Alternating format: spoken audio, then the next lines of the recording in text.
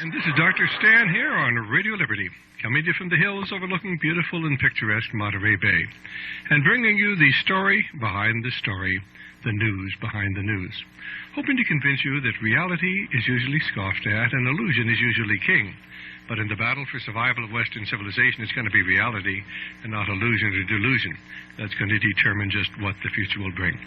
Now, we need to remind you that the views that are expressed here are not those of the owners, management, staff, sponsors, or supporters of KFER. They're my views, the views of our guests, the views of our callers, and furthermore, we need to remind you that we are listener-supported, and we certainly need your financial support to keep bringing you the message of freedom here on Radio Liberty. If you'd like a copy of any of the tapes of our programs, they're available, and of course, we'll be glad to give you one for nothing, but if you could include a gift of $6.50 to cover our costs, why, we'd appreciate it. Otherwise, certainly write to us at Post Office Box 13 in Santa Cruz, 95063. That's Post Office Box 13 in Santa Cruz, 95063. And so, without further ado, I want to give you a little background on a very interesting subject, which I think is vitally important that every American understand about. And that is the subject of America's great tax-exempt foundations. Now, it was back in 1950 when America had just completed the Second World War. We'd lost hundreds of thousands of men killed and hundreds of thousands of men crippled. But America had won the war. We'd won the war to make the world free and to bring the four freedoms to the peoples of the world. But suddenly by 1950, people began to look around. Eastern Europe had gone communist. China had fallen to communism. And the terrible trials and liquidation had already begun at that point in China. And it was obvious that something was seriously wrong. How had this happened? Hadn't we fought the war to bring freedom to the peoples of the world? Well, the Senate of the United States commissioned a congressional committee to look into the background of what actually transpired at that time. What they found was basically this, that the Chinese communists under General Chiang Kai-shek had essentially won the war in China. The communists were in retreat into northern China, and it was only going to be a matter of time before the nationalist Chinese government was victorious. Chiang Kai-shek had already committed to forming a democratic form of government, and now there was going to be an opportunity to bring freedom to China for the first time in 20 years. They'd been in war for 20 years. When the American State Department decided that that wasn't what we wanted, basically the American State Department demanded that Chiang Kai-shek form a coalition government with the Chinese communists. Well, Chiang Kai-shek had actually been trained as a communist in Moscow. He understood communism, and he understood you couldn't trust them, and the last thing in the world he wanted was to have communists in his government. And so he refused. At that point, the American State Department put an arms embargo on China. And basically, Chiang Kai-shek had bought weapons and actually paid for them. They were in Okinawa, other Pacific Islands. The American State Department saw that he was unable to get the weapons he had already bought and purchased. His efforts to buy and purchase weapons anywhere else in the world were effectively blocked by the American State Department. The Congress of the United States voted $125 million in weapons to be sent to Chiang Kai-shek, and the ships were kept in the harbor in San Francisco for a matter of many months. And actually, when the weapons finally arrived in China and the rifles got to northern China, the rifles didn't have any bolts in them and were useless. Now, the majority, or many of the Chinese divisions were equipped with American weapons, and once the supply of guns and ammunition were cut off, they had nothing to fight with. Chiang Kai-shek had a massive army.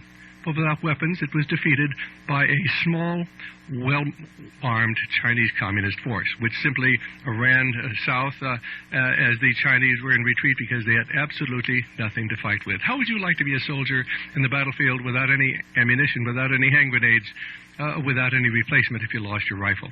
And that's exactly what happened. Well, of course, it really didn't make sense. Basically, it was pointed out, and in the McCarran Committee reports, the Senate committee, headed by Senator Pat McCarran, pointed out that the Chinese communists were well equipped. They had equipment that we had given to the Russians, that American equipment given to the Russians turned over to the Chinese communists, and of course the massive amounts of armaments that the Japanese had surrendered to the Russians when the Russians moved into Manchuria. All of this was given to the Chinese Communists. They had no problems with military supplies. We actually de facto disarmed the Chinese Communist forces. And as a result of that, China fell to communism. As a direct result of that, between 60 and 80 million human beings were systematically liquidated in China. Now, when you use a figure like that, it just isn't real. We speak with horror of what happened in the extermination camps of Europe, where 6 million Jews were executed. But when was the last time you heard about the 60 to 80 million helpless Chinese civilians who were just liquidated to create a state of terror to allow consolidation of power by the Chinese Communist government that America brought to be? Well, anyway, after the Senate committee reports, and incidentally, for those of you who are out there skeptical and would like to see a copy of this summary of this report, you send a self-addressed stamped envelope to Post Office Box 13 in Santa Cruz, 95063. We'll Xerox off a copy of the 2 pages of the summary of the McCarran Committee report, which incidentally nobody ever read because this material was effectively suppressed by the controlled media even back in 1950 and 1951 in America. So if you'd like to get a copy to document to find out if this is really true, why, send us a copy, a self-addressed stamped envelope, Post Office Box 13 in Santa Cruz, 95063. And so it was after the McCarran Committee report was submitted, people began to read it, and they found out that there was an organization in the United States which had been specifically designed to use as a propaganda tool for the communists. It had a thrust, and basically it was talked about the corruption within the Chinese Communist government. And then it talked about Mao and Zhou Enlai as if they were somehow the Abraham Lincoln, the George Washington of China. They weren't really communists, they were simply agrarian reformers. And by a carefully coordinated propaganda campaign, they were able to convince many people in the United States that Chinese communists were not communists at all. Just as a decade later, they were able to convince the American people that Fidel Castro really wasn't a communist. He was the Abraham Lincoln of the Sierra Madre. Well, basically, the interesting thing about the Institute of Pacific Relations was that as they began to look into its background, it had been financed by, of all things, the Rockefeller Foundation. The Rockefeller Foundation? Financing a subversive organization? Well, when this information came out, the members of the Congress and the Senate demanded another investigation, and that was to investigate the great tax-exempt foundations to determine what their real agenda was. Did they have some hidden or some subversive agenda? Well, of course, the 82nd Congress appointed a committee that came to be known as the Cox Committee. It was headed by Congressman E.E. Cox of Georgia, and its purpose was to investigate the great tax-exempt foundations. Now, on that committee was a Republican. His name was B. Carroll Reese, Congressman Reese of Tennessee. Well, of course, as so often happens, immediately the media began attacking this committee, and then it maybe had just been a coincidence, but Congressman Cox suddenly died, and that, of course, was the end of the committee. Well, in 1953, the 83rd Congress convened. This was a Republican Congress, and they then called for the authorization of another congressional committee. This came to be known as the Reese Committee, headed by Congressman B. Carroll Reese. And its specific purpose was to investigate the great tax-exempt foundations. Well, in the foreword to a book written about this committee, Congressman Reese said this: "But it was the function of our investigation to find out to what extent, if any, are the funds of the large foundations aiding and abetting Marxist tendencies in the United States and weakening the love which every American should have for his way of life." And then he goes on to say, so we set out to find the answers. We wanted to explore the problems of foundations by examining their actions, not their statements for the public. We felt that they are involved in the concepts under which foundations operate and grew in the United States as certain inherent dangers for the public welfare. We were not blind to the undoubted merits of the contributions of the numerous tax-exempt foundations to worthwhile causes, but it was our intention to find out the factual basis for preserving their constructive function and at the same time for supplying guidance for future legislation and administrative action against the use of foundation power for political ends. The story of that adventure, of what we found, and of the harassment to which we were subjected is included in this book by René Wormser, Foundations, Their Power and Influence. Well, let me tell you what happened to the committee. First of all, tremendous pressure was brought to bear on individual members of Congress who were on the committee to force them to stop the investigation. Pressure was brought to bear on other members of Congress to cut off appropriations for this investigation. The committee was routinely attacked by the New York Times and the Washington Post-Tribune and by all the major conservative and liberal media in America. Amazingly, a congressman named Wayne Hayes was appointed, and Wayne Hayes came from Indiana, and his specific function on the committee was to disrupt its hearings. In fact, it's told, the story is told in the book, and everything I'm telling you can be found almost in this book entitled Foundations, Their Power and Influence, which I strongly recommend to you. But Congressman Wayne Hayes, during one 185-minute period, interrupted the hearings 235 times. Why? Because he wanted to disrupt the hearings. They did not want the hearings to take place. Basically, of course, as the committee proceeded with its investigation under the direction of Congressman B. Carroll Reese, under the direction of the Chief Counsel, René Wormser, and under the guidance of the Director of Research, a man named Norman Dodd, who you're going to hear from later in this tape, they began to uncover incredible things. And, of course, one of the first things was that the great foundations were being used to change America. They were being used to change us from a free society into a socialist society into a fascist society. They were being used to change America from a sovereign nation into simply one more state in a new world order, into a new world government. They talk on page 204 of the book about the investigations into what the Carnegie Endowment for International Peace had done. And basically, the Carnegie Endowment for International Peace had been endowed specifically to bring about world peace. Now, how do you bring about world peace? Well, they decided they had a great idea. They'd bring about war. And on page 204 of the book, they tell about how Nicholas Murray Butler, who was the longtime president of Columbia University, Republican candidate for the presidency at one time, he was well rewarded for his loyalty to the people who worked behind the scenes manipulating the great foundations.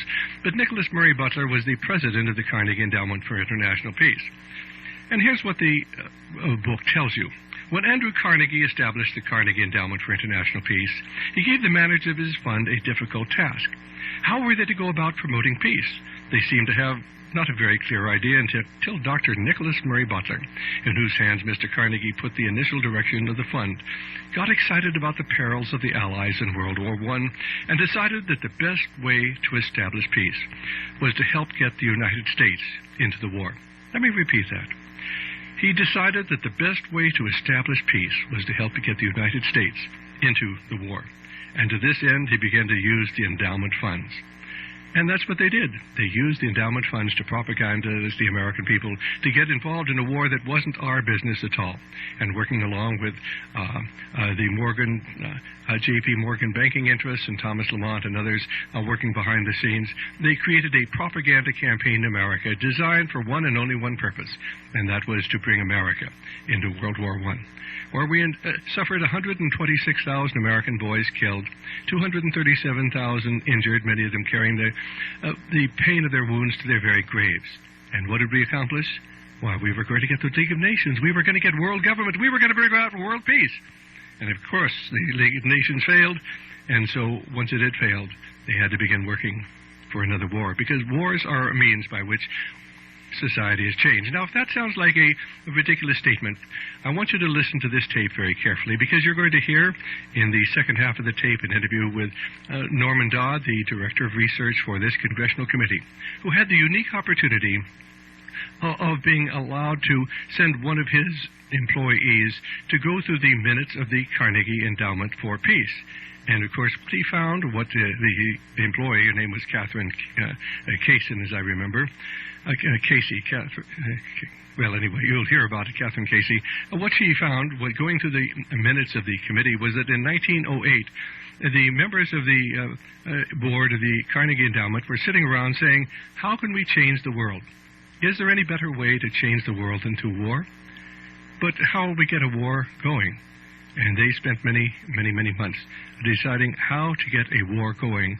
And then, of course, after the war was going and America was involved in the war and our boys were dying, they sat around in the minutes, and this is all recorded in the minutes, congratulating one another and saying, gee, we did a great job because we're already beginning to change society. Incredible.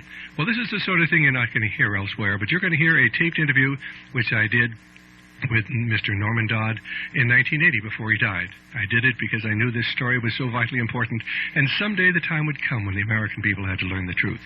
We have working within our society a cancer that has an objective and goal, and that objective and goal is to destroy America as we've known it. Well, let me tell you what the great foundations have done with their money. They decided that they were going to change the educational system. They began to finance John Dewey in progressive education. And, of course, that was simply a process of beginning to take away phonics out of the schools, to dumb down our children so that they would be quite willing to go along with the new wonderful socialist society that was planned.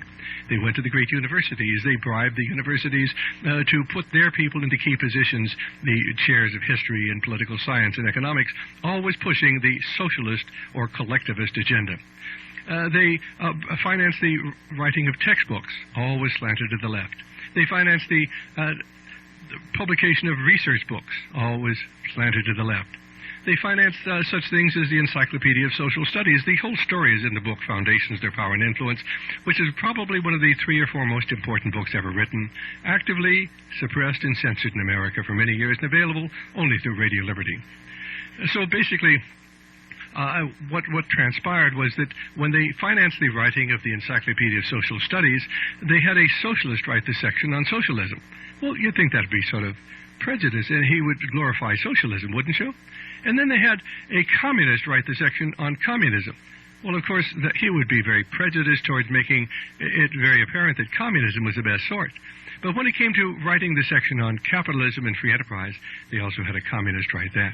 And little wonder then that through successive generations, our universities have been slanted to the left.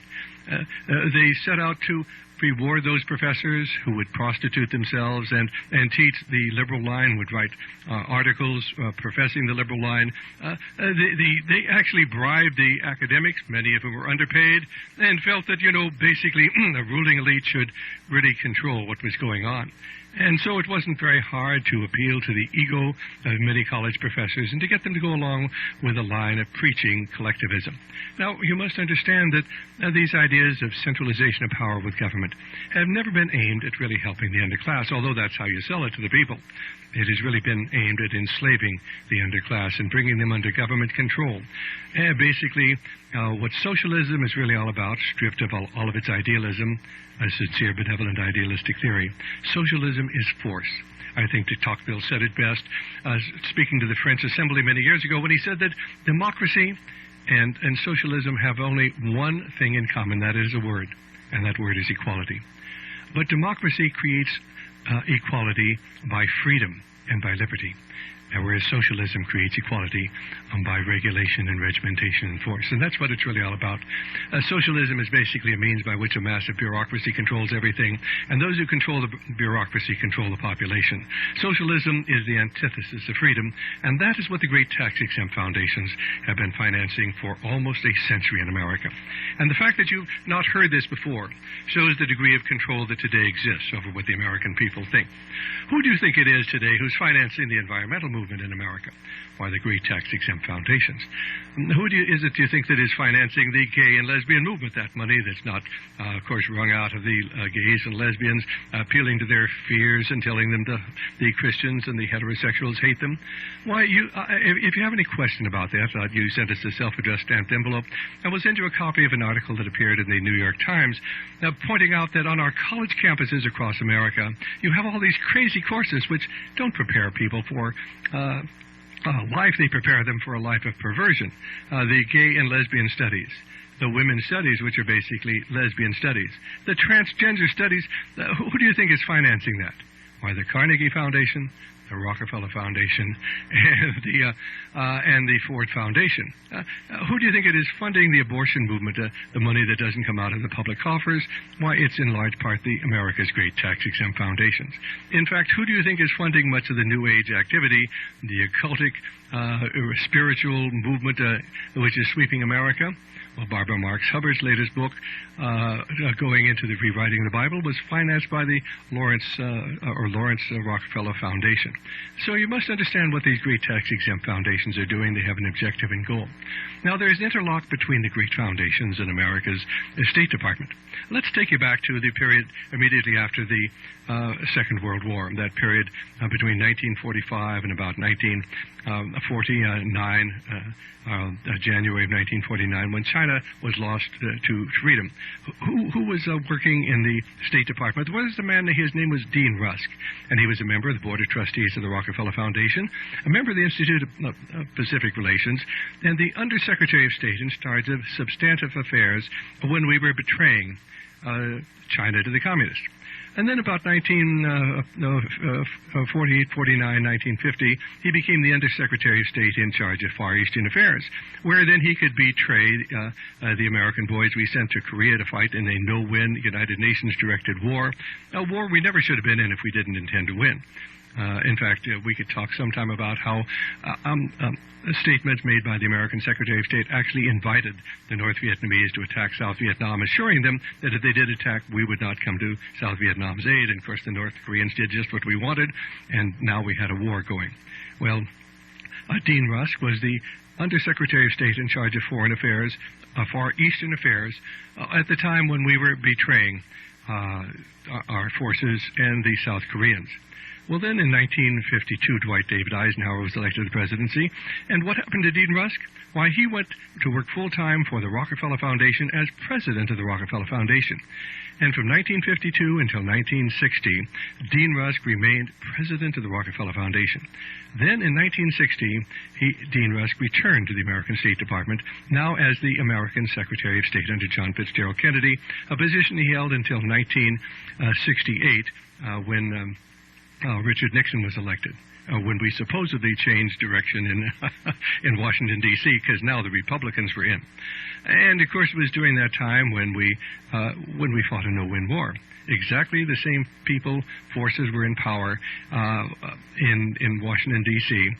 Between 1960 and 1968. It had been there between 1949 and 1953, 1954, the no-win war in Korea. Well, Dean Rusk then, of course, was instrumental in laying out the policies which prevented our boys from winning in South Vietnam. We were never allowed to hit any of the major targets.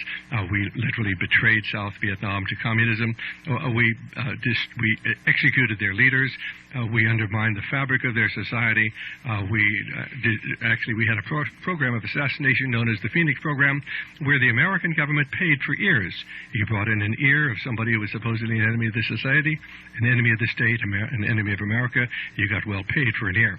I think we collected about 60,000 ears. Have you ever heard of the Phoenix Program? I bet you won't either.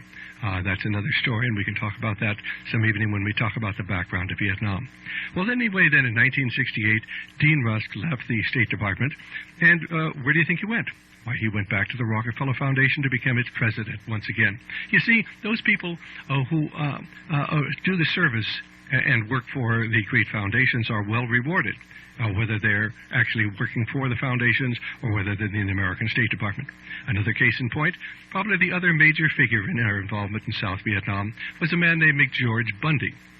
And, of course, his brother was married to Dean Acheson's daughter. Dean Acheson had been Secretary of State at the time we betrayed China and South Korea. But McGeorge Bundy was the chairman, the director of the National Security Council between 1960 and about 1966. I think that's when he left the government. And where do you think he went to work? He became the president of the Ford Foundation. So you see this continuing interlock between the great foundations in America's foreign policy, the American State Department. It really doesn't matter whether you have the Democrats in power, whether you have the Republicans in power, the foundations and their interlock but with the Council on Foreign Relations always persists. Now, if you doubt very much that there is such an interlock, I'd like to suggest that you go not to a right-winger like Barry Goldwater, who will tell you that in his book No Apologies, but go to Arthur Schlesinger Jr. Certainly no one will ever accuse Arthur Schlesinger Jr. of either being a patriot or being a conservative. But in his book, A Thousand Days, the story of JFK in the White House, he will tell you quite clearly, and you can index read this on the Council on Foreign Relations of the book, he will tell you that there is an establishment in America. It's made up of people of great wealth, and it ties into the financial and legal establishment in New York. It is known as the American establishment. Its vehicles are the Carnegie Foundation, the Rockefeller Foundation, and the Ford Foundation, and the Council on Foreign Relations, and its media outlets are the New York Times and Foreign Affairs magazine. I'm quoting almost verbatim from Arthur Schlesinger Jr. From 1,000 Days, you can get it at the library. It's a classic book. You see, there really is a secret establishment out there. It does have an agenda. And if you read the book Foundations, Their Power and Influence, you'll find out how they have undermined every aspect of life, how it was the Rockefeller Foundation that financed the Kinsey Report, a terribly flawed pseudoscientific study aimed at changing the sexual mores of our society. And basically, of course, the Kinsey Report then acted as the impetus for Hugh Hefner and others to say, well, look, 10% of the population is homosexual. Everybody's being promiscuous. Why not just go ahead and do it? Look what you're missing out on. Bestiality is really just simply a deviation of normal. And pedophilia, well, there's nothing really wrong with it. As far as child molestation, the only real problem is the parents get so upset about it. But think of the wonderful experience it is for the child as he begins to realize his sexuality. And these were the ideas that were being put forward with your tax-exempt dollars in the Kinsey Report, financed by the Rockefeller Foundation. Well, you need to get hold of a copy of the book, Foundations, Their Power and Influence.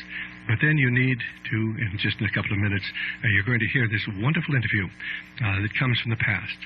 Now, Norman Dodd was a fascinating gentleman. He was kind enough to, without ever having met me, to come to Greenville, South Carolina, where we did a filmed interview with him in 1980. And I spent several evenings with him. I subsequently went to his home in Virginia, and we talked for many hours. Norman Dodd was an old-line patriot. He loved America. He loved everything America stood for. He loved our freedom. And he had had that unique opportunity in 1953 and 1954 to be the director of research for the Reese Committee. And in that position, he had an opportunity to meet Rowan Gaither, the head of the Ford Foundation. And the head of the Ford Foundation at one point said, Mr. Dodd, why are you investigating the Ford Foundation? Why does Congress want to investigate the Ford Foundation?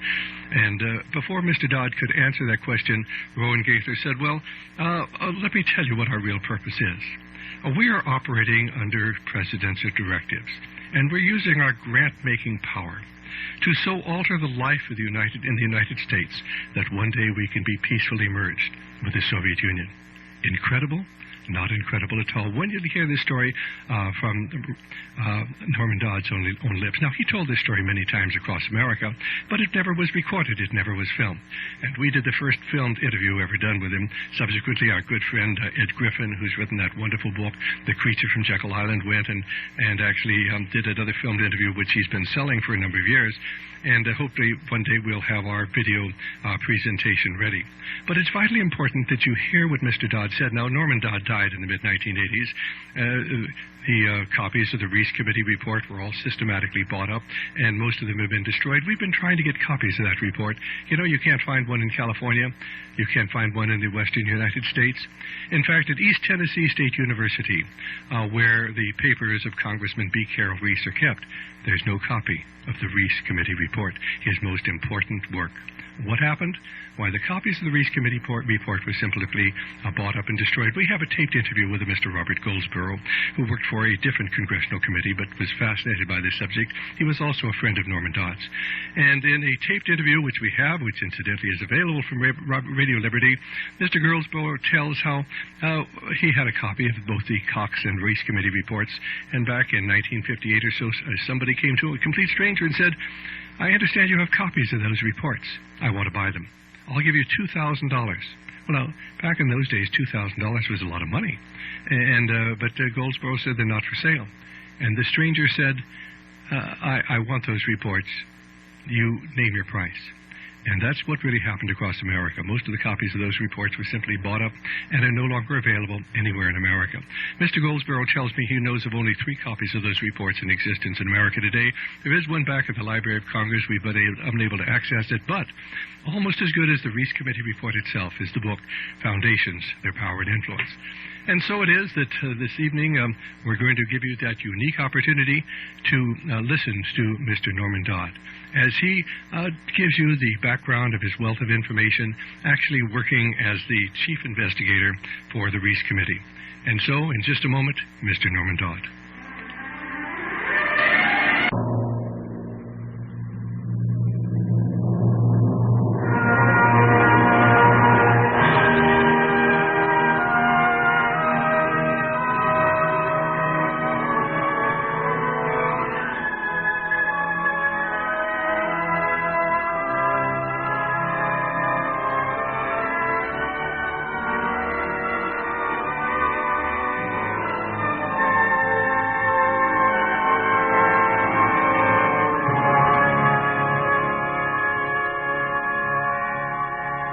Radio Liberty presents an interview with Norman Dodd.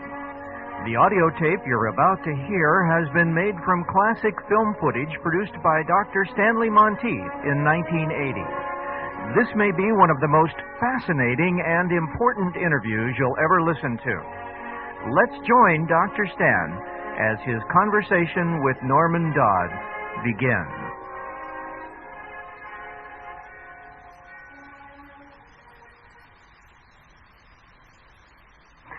27 years ago, the Congress of the United States authorized the formation of a Congressional Investigating Committee to try to analyze the functions of the great foundations in America, the Rockefeller Foundation, the Carnegie Foundation, and the Ford Foundation.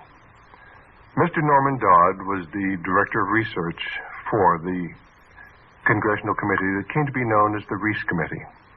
Mr. Dodd is an economist. He's a consultant as far as investment is concerned.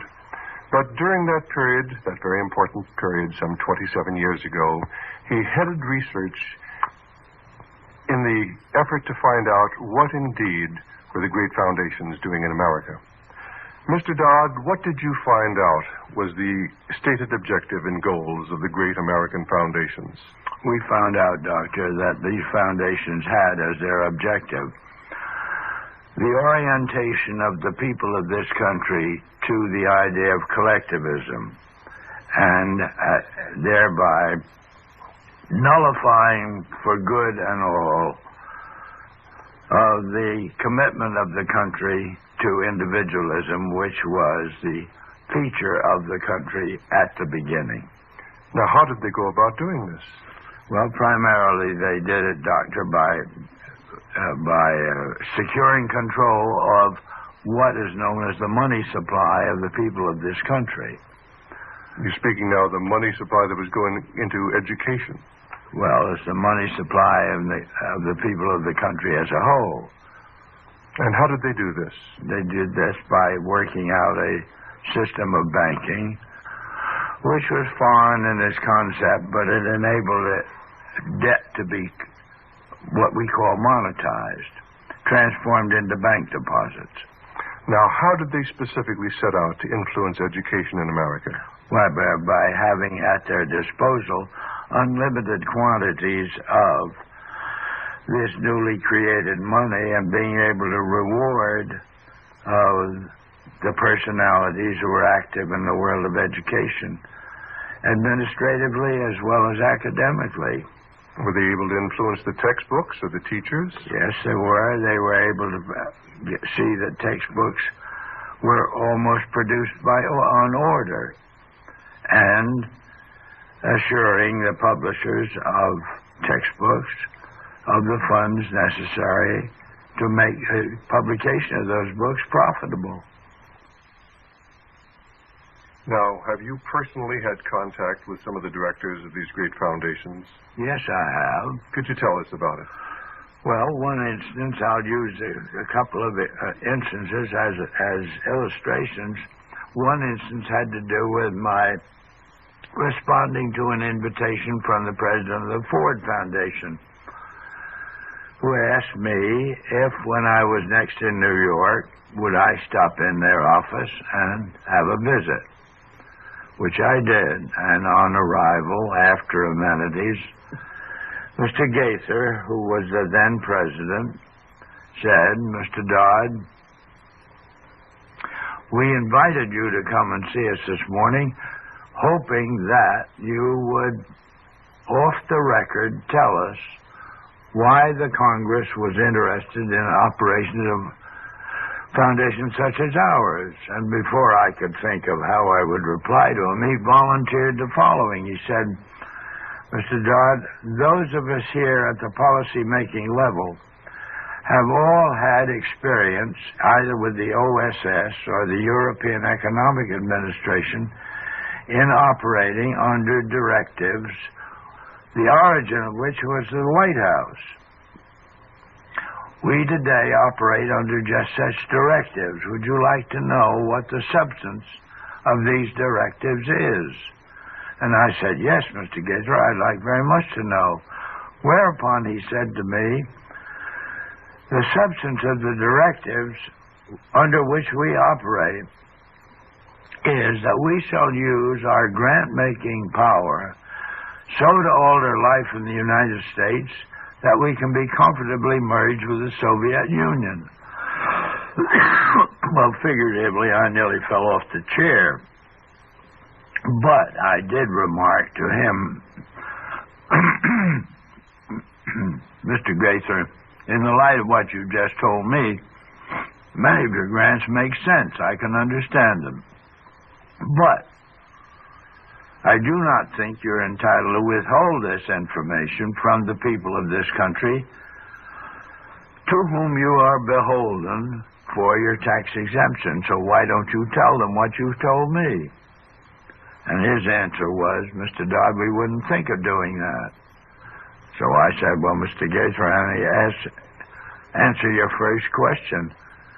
You forced the Congress of the United States to spend $150,000 to find out what you've just told me." And so they've been pushing socialism in America ever since. Well, then, in the light of that, of course, you see conditions develop, and of course you then can add and ascribe the development of these conditions and the events that accompany to this policy. Because it's only in the light of that policy that these events and effects make any sense. And this is how, and this is their problem, Doctor. They cannot avoid having effects result from the grants that they make. They cannot avoid it. Therefore, those in this country who would be concerned with what are they up to merely has to look at the effects and work back and compare the effects of a grant with the explanation of the grant in the first place. I mean, I'll just use as an instance to clarify the matter. You will remember there was a time when the Federal Reserve System was installed in this country by the Congress. In other words, it was legalized. And it had been preceded by a long period of years and a struggle to get the Federal Reserve approved. Finally, it was approved, and the argument that swung the approval in that direction was that if the system is installed, the result will be the elimination of bank failures. And inasmuch as there had been in those days a plethora of bank failures, this was held up as a very beneficial development practice, what they call fractional reserve central banking. But nobody goes back, this was in 1912, Nobody goes back to 1930 when every bank in the United States was closed. Every bank. There wasn't a solvent bank in the United States. That, you see, was proof that the original purpose was in no sense to eliminate bank failures. And this discrepancy and these contrasts and these contradictions are the telltale part that those who have imposed these practices on us as a people are scared to death that it's going to be picked up and stressed and taught and so forth and so on. But it isn't. No, and the mass media doesn't ordinarily talk about it. No, but neither does the educational world. This is what will meet the challenge. One accredited educational institution with trustees who openly declare that we notice this. We notice the inconsistency, the contradictions, and we are setting forth an effort to account for them. And that, in my opinion, would explode the whole network. And they have told me that this is what they're scared to death. Somebody is going to pick up this string. Mr. Dodd, what do you think is the basic crux of this whole problem? Well, Doctor, I feel that the problem itself originates with that aspect of human life which condemns men collectively to experience what is known as the fall of man. And that subsequently Christ became into the world with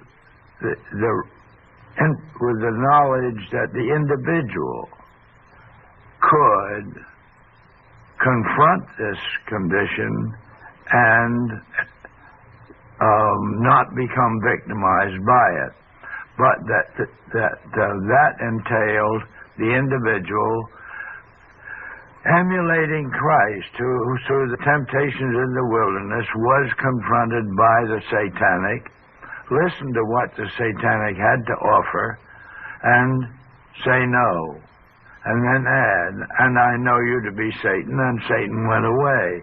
That to me is the clue to how to nullify this influence which has had humanity in its grip for centuries.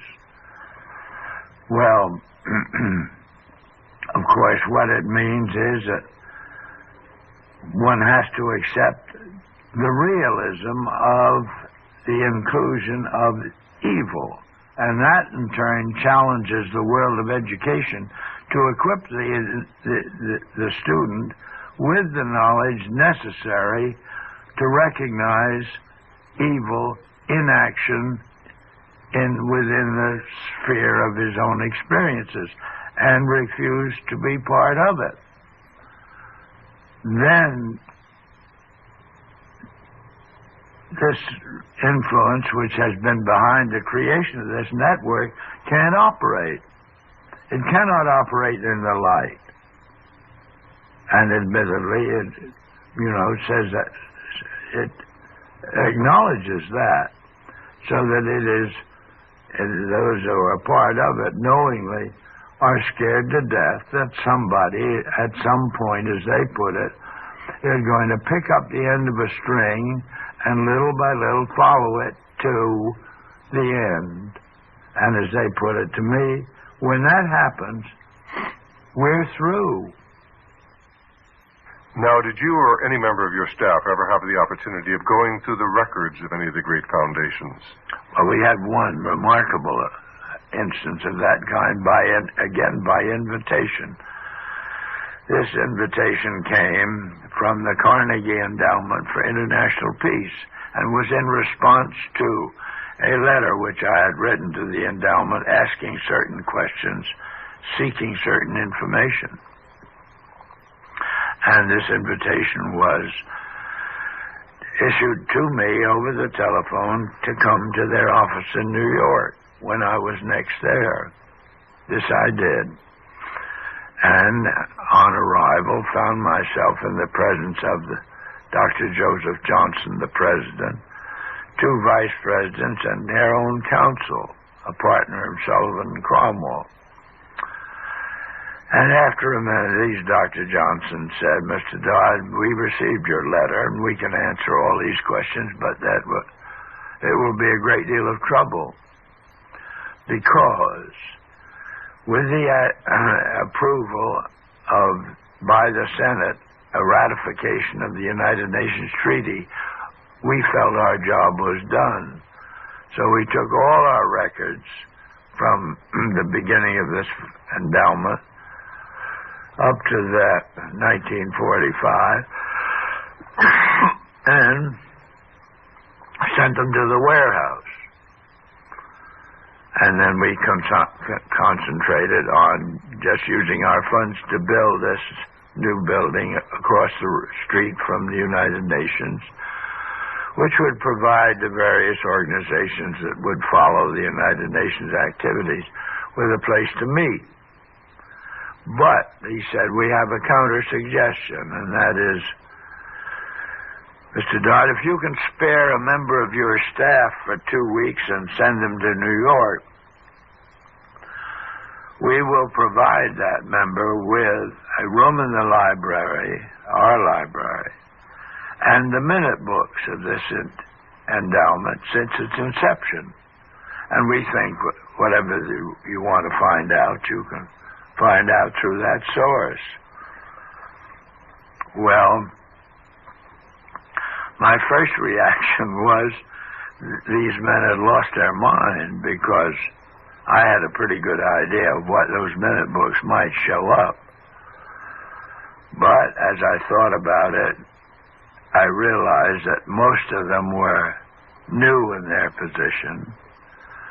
And my guess was none of them had ever read the minutes themselves, which would be, of course, quite a task to cover 50 years of minutes, reading. Certainly.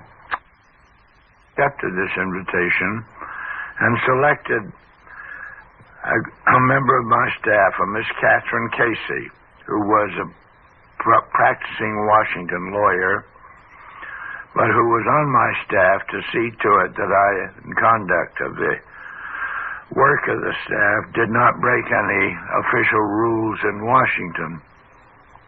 Catherine was also unsympathetic to the investigation. Her attitude was, what could possibly be wrong with foundations? They do so much good. Well, I went out of my way not to prejudice her, but I did say that, Catherine, when you get to New York, you'll find that you can't possibly cover 50 years of minutes in 2 weeks. So you'll have to do what we call spot reading. And I blocked out certain periods for her to concentrate on. And when she returned from Washington, her eyes were figuratively as big around as saucers, and she brought back to me the following on dictaphone belts. We're back in 1908, and the trustees meet, and they raise this question among themselves, namely, is there any means beside war known to man more capable, assuming you wish to alter the life of an entire people? Now, these are the trustees of the Carnegie Foundation. Right. And they discussed this question in a very learned fashion for approximately a year and come up with the conclusion that war is the most effective means known to man, assuming You wish to alter the life of an entire people. So then they bring up a second question, namely, how do we involve the United States in a war? And I doubt if in 1909 there was any subject more removed from the minds of us as a people than our involvement in a war. There were shows going on in the Balkans, and most of the people of this country hardly knew where the Balkans were. And they conclude that they must control the diplomatic machinery of the United States.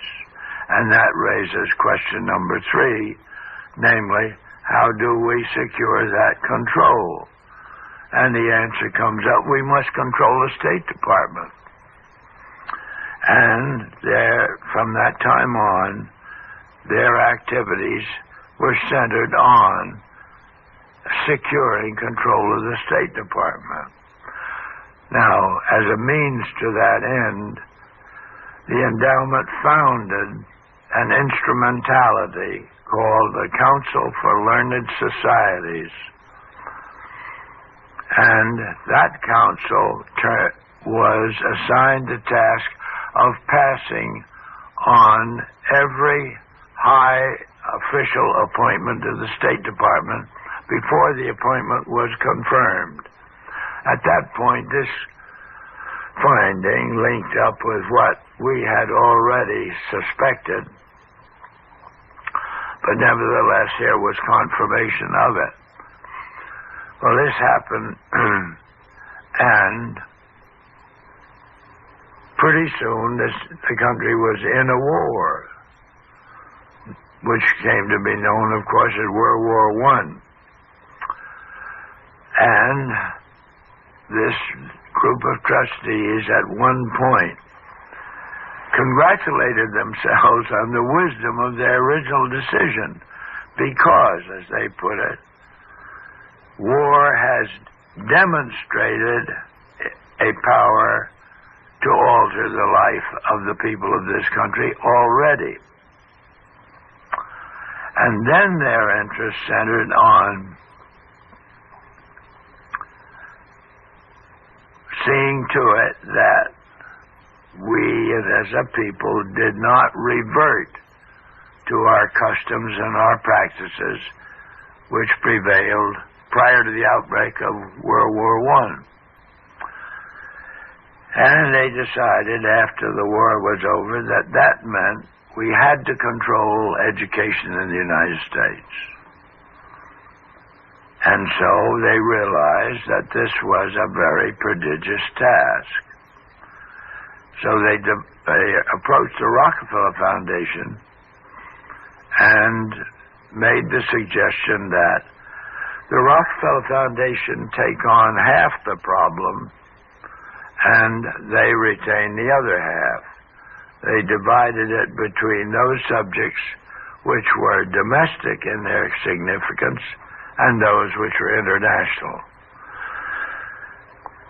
And they together, the Rockefeller Foundation and the Carnegie Endowment, decided that the crux of the matter lay in their ability to alter the teaching of American history in this country.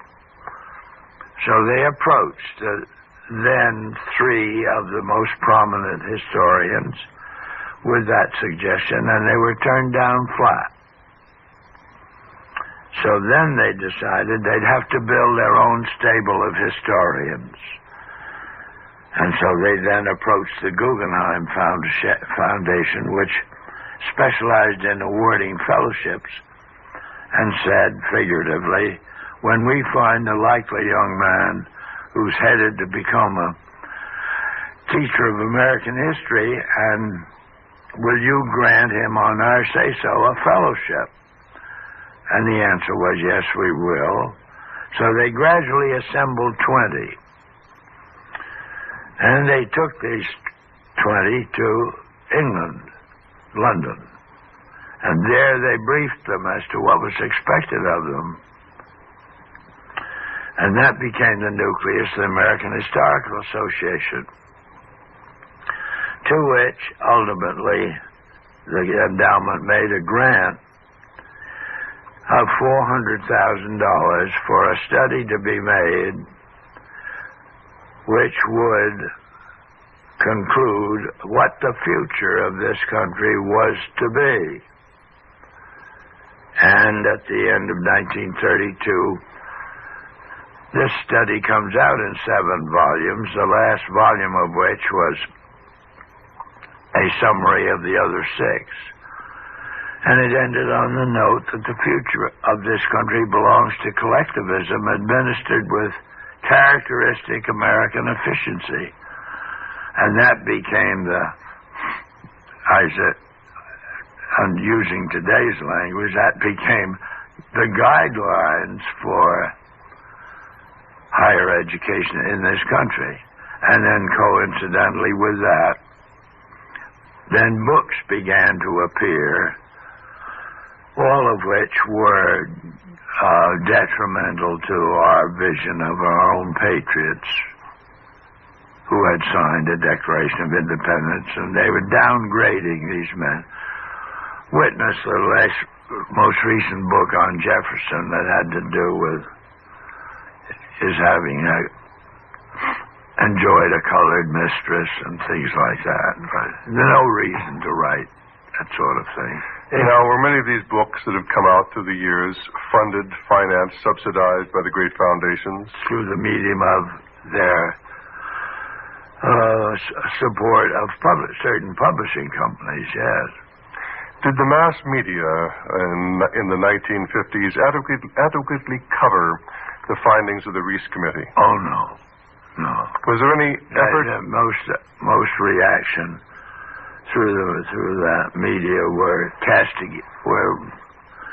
aimed at criticism of me as a personality, and let it go at that. Well, certainly when the book, The Foundations, Their Power and Their Influence came out, this was basically a book that covered the background of the findings of the Reese Committee. Did this book get any coverage as far as book reviews? Was it widely circulated? No. Did the public have an opportunity to find out what the great foundations were really doing? No, this book became circularized through the medium of what we refer to as the conservatives in this country. So it was, in a sense, a corroboration of what motivates the conservatives in this country. And they all had this book, and that's all there was to it.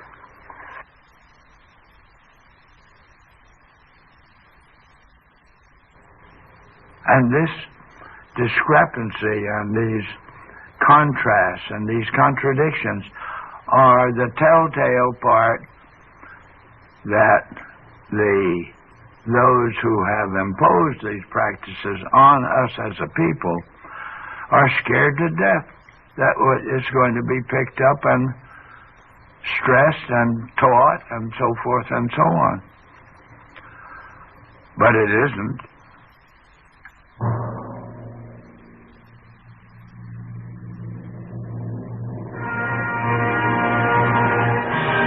And so Norman Dodd reveals in an interview from 1980 the fact that education is what shines the light of truth on sinister forces. Here at Radio Liberty, we strive to make educational materials available to you. Please write us with your request for a copy of the Radio Liberty Resource Brochure. It will be our pleasure to get it to you free and postpaid. You can write us at Post Office Box 13, Santa Cruz, California, 95063. If you prefer, you can call us anytime to make your request known.